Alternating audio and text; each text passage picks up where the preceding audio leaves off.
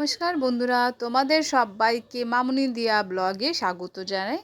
আমি আবারও চলে এসেছি নতুন একটা ব্লগে। এই ব্লগটা হচ্ছে দীঘার সমুদ্রে স্নান করা ব্লগ।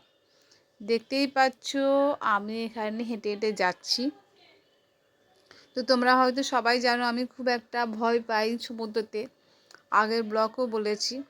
তো আমি নাবি না, তো আমি ওই সমুদ্রের সি বিচে হেঁটে বেড়াচ্ছি বা এক জায়গায় বসে আছি। তো আমি আমার হাজবেন্ডকে, আমার মেয়েকে, আরও কিছু বন্ধু বান্ধব, তাদেরকেও দেখতে পাচ্ছি না এই সময়।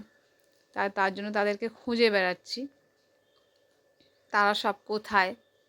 তো সেটাই, অনেকক্ষণ থেকে দেখছি ওদেরকে খুঁজেই পাচ্ছি না। দেখতেই পাচ্ছ তোমরা বন্ধুরা, অনেকক্ষণ থেকে খুঁজছি, কিছুতেই খুঁজে পাচ্ছি না। তো আর একটা বন্ধু আছে, সে যায়নি এখনও সানের দিকে।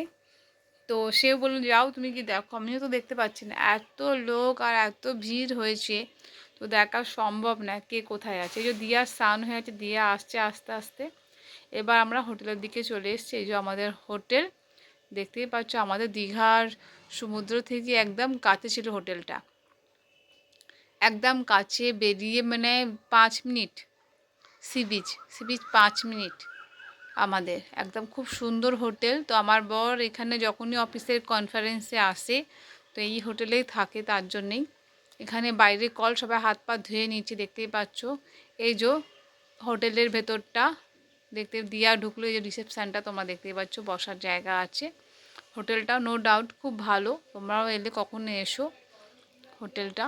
এই যে খাবার জায়গা নিচে, হোটেলের খাওয়ার জায়গা। এই যে আমরা আস্তে আস্তে উপর দিকে উঠছি, আমরা দোতলায়। এই হোটেলেও লিফট আছে, যেহেতু আমরা দোতলায় ছিলাম তার জন্য আমাদের লিফটের দরকার পড়েনি, উঠেই দোতলা তোমরা দেখতেই পারবে। দুটো আমাদের রুম নেওয়া হয়েছে এখানে, একটা আমার বর, আমি, না সরি, একটা আছে আমি, আমাদের একটা দিদি, আমার বরের বন্ধুর ওয়াইফ, ওই দিদি বলা যায় তাকে, দিদি আর আমার মেয়ে, তিনজনে আমার মেয়েরা আছি।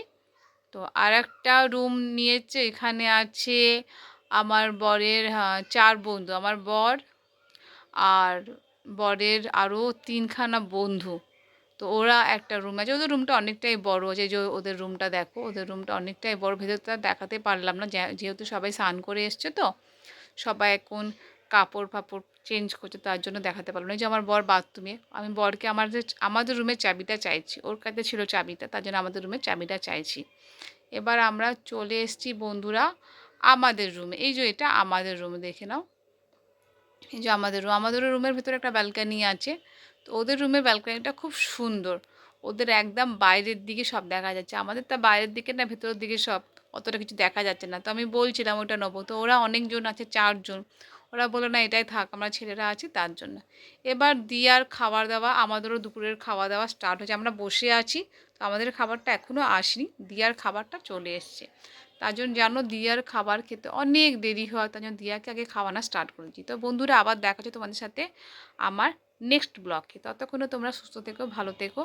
চলো টাটা বাই বাই, এখন লাঞ্চটা করে নিই। ওকে।